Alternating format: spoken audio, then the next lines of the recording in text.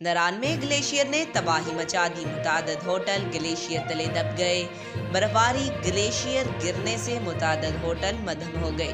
تفصیلات کے مطابق وادی خاقان کے مشہور سیاحتی مقام جھیل سیف الملوک جانے والی روڈ پر برفباری گلیشیئر گرنے سے متعدد ہوٹل مدھم ہو گئے، تاہم ہوٹل اور راستے بند ہونے کی وجہ سے کسی جانی نقصان کا اندیشہ نہیں ہے۔ ناران سے سیف الملوک جھیل جانے والی شاہراہ پر برفباری گلیشیئر گرنے سے کئی ہوٹل دب گئے ہیں، جس سے بعض ہوٹلوں کی عمارتوں کو نقصان بھی پہنچنے کی اطلاعات ہے۔ Director general Khaqan development authority Muhammad Bashir Khan نے بتایا کہ ناران کے راستے برفباری کے باعث بند ہیں، اس لیے نقصانات کی مصدقہ تفصیلات نہیں مل سکیں، جبکہ ٹیم موقع پر نہیں پہنچتی، کچھ کہنا قبل ازیں وقت ہوگا۔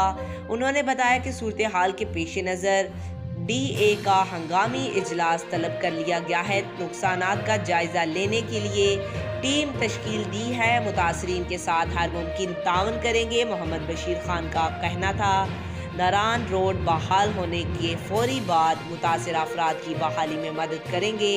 ناران میں درجنوں ہوٹلز کے گلیشیئر کی زد میں آ کر تباہ ہونے کی اطلاعات ملی ہیں۔ تحصیل انتظامیہ اور محکمہ مال کے ساتھ مل کر ابتدائی معلومات لے رہے ہیں۔ آج تک کے لیے اتنا ہی۔ مزید ایسی معلوماتی ویڈیو دیکھنے کے لیے ہمارے چینل کو سبسکرائب کریں۔